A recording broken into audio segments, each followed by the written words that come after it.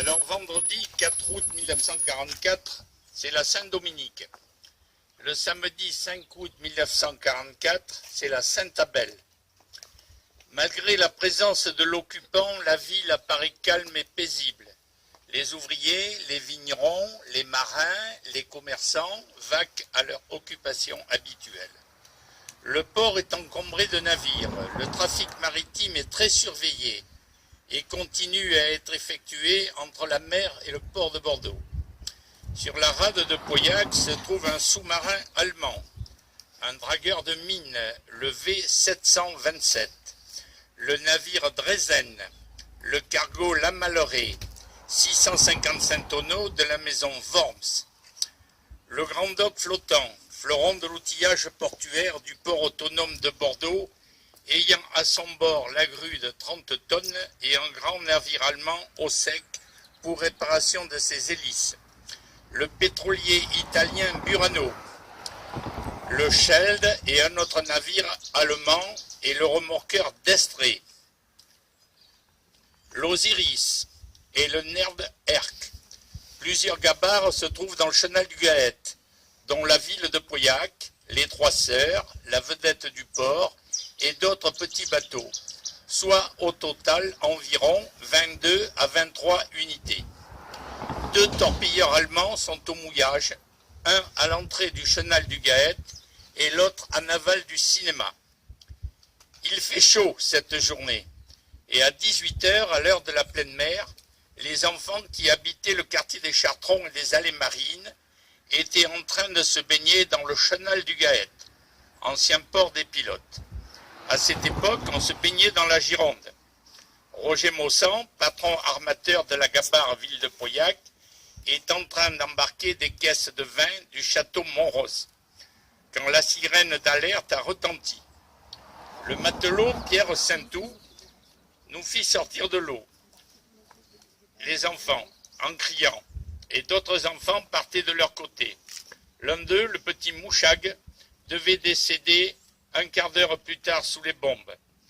Ma sœur Anne-Marie, notre mère et moi avons couru nous mettre dans l'ambri blocos qui se trouvait près de l'ancien presbytère.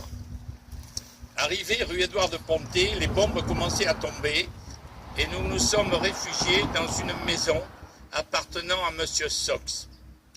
Était visée en qualité de point stratégique l'usine de raffinage Jupiter, les chantiers et les ateliers du Rhin, l'appontement public de Trompeloup, la cité du Lazaret, où des familles entières ont hélas trouvé la mort, les navires en rade et à quai, les ateliers du port autonome. Point. À la suite du bombardement sont anéantis l'usine des consommateurs de pétrole, les silos à charbon, le chantier naval Carrefour. Une bonne partie des bombes a été perdue au-dessus de la ville. On ne parlait pas encore de bavure. À savoir que sur la place où nous nous trouvons actuellement, il ne restait qu'une seule maison debout, au numéro 31. Cet endroit s'appelait alors rue Jean-Jacques Rousseau. Je parle de cet environnement parce que mon premier discours avait été fait au Monument aux Morts à Pauillac. Sur 1588 maisons de Pauillac, 652 ont été sinistrées, voire détruites. 124 morts, 70 blessés et de nombreux disparus non identifiés. Parmi ces disparus, M. Étienne Diozède, né en Italie en 1876, conseiller municipal auprès de M. Lucien Tessier, maire de Pauillac à cette époque, ainsi que sa sœur Yvonne Guéry, qui avait un restaurant ici à Trompeloup. Quand nous sommes sortis de notre abri, les maisons étaient éventrées, les arbres déchiquetés, les rescapés erraient dans cet affreux tohu-bohu funèbre à la recherche de leur famille. Il était à ce moment-là impossible d'évaluer les dégâts et de dénombrer les morts. Nous sommes plus tard que 288 avions de type Lancaster ont vidé sur Pauillac et Trompeloup 1225 tonnes de bombes, suivi pour achever ce largage d'escadrilles d'avions mitrailleurs de type Mosquito. Quand retentit la sirène, le ciel était rouge, des flammes montaient, un navire brûlait sur la rade, les immeuble était éventré et laissait apparaître des morceaux de murs tapissés de plusieurs couleurs. Les obsèques eurent lieu les lundis 7 août, mardi 8, mercredi 9 et jeudi 10. Toutes les victimes avaient été transportées au marché couvert, transformées en chapelles ardentes. Plus de 200 cercueils disparaissaient sous les gerbes de fleurs. Parmi eux s'alignaient des cercueils d'enfants.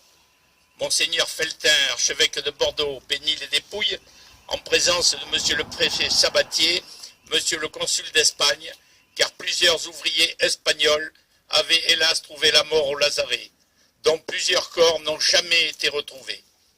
Le maire de Bordeaux, monsieur Marquet, s'était rendu à l'hôpital Saint-André auprès des blessés. La direction départementale des réfugiés sinistrés était venue en convoi pour une visite des premières victimes. Ils sont à leur tour tués par une bombe. On déplore alors les décès de M. Dachary et Miranda. Certains Pauillaquais n'ont plus rien. Plus de maison, plus d'argent, plus de travail, plus d'habits et de nourriture. On nous a distribué des vêtements au château Bellevue à Saint-Lambert. Distribution organisée par la famille Van der Voort. La commune de Saint-Isan du Médoc et Blanquefort sont venus en aide aux sinistrés. Saint-Laurent du Médoc a accueilli les gens qui avaient tout perdu. Nous sommes partis en exode. Ma mère enceinte de ma dernière sœur fait la route avec des chaussures en semelle de bois. La route fut longue et pénible, avec la peur au ventre de se voir survolé par des avions mitrailleurs volant à basse altitude. Comme de nombreux Pauillaquais, nous avions tout perdu. Roger Maussan, mon père, avait récupéré le pavillon de son bateau, la ville de Pauillac. Mais ceci est encore une autre histoire. Notre ville meurtrie, dévastée, presque à l'agonie, reçoit le coup de grâce à la journée du 23 août, soit 18 jours plus tard, lorsque les armées d'occupation finissent le carnage.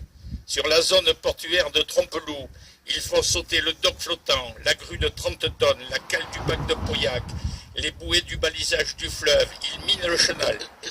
Le lendemain, 24 août, Pauillac est libéré et presque aussitôt sa reconstruction commence. Plus le temps passe, plus ces souvenirs s'estompent. Bientôt, il n'y aura plus de mémoire vivante pour raconter cette histoire tragique de notre histoire.